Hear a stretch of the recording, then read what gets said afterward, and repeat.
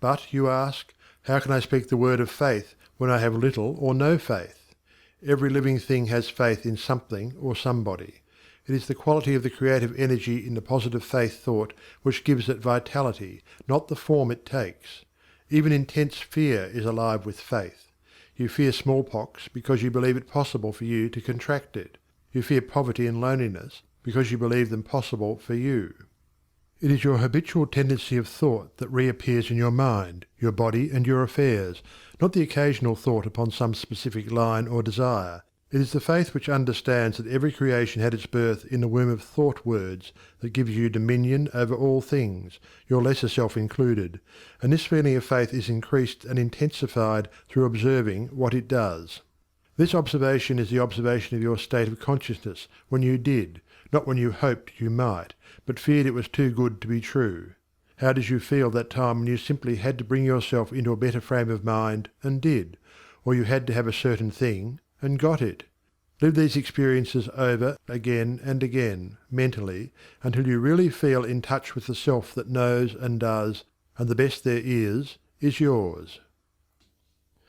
Because you have expanded your faith into the faith and laws of the universe that know no failure, your faith in the best of yourself, the principle of life in you, has brought you into conscious realization that you are not a victim of the universe, but a part of it. Consequently, there is that within yourself which is able to make conscious contact with the universal principle of law and power, and enables you to press all the particular laws of nature, whether visible or invisible, into serving your particular demand or desire, and thereby you find yourself master, not a slave, of any situation.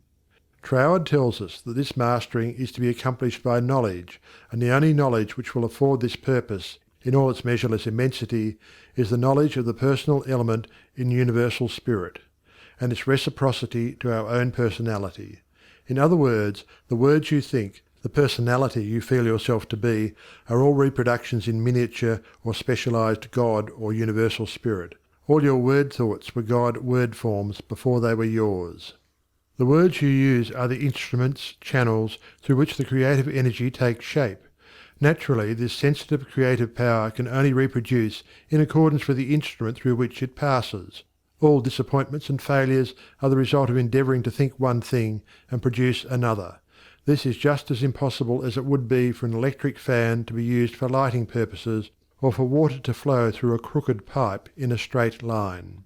The water must take the shape of the pipe through which it flows. Even more truly, this sensitive, invisible, fluent substance must reproduce outwardly the shape of the thought word through which it passes. This is the law of its nature. Therefore it logically follows, as a man thinketh, so is he.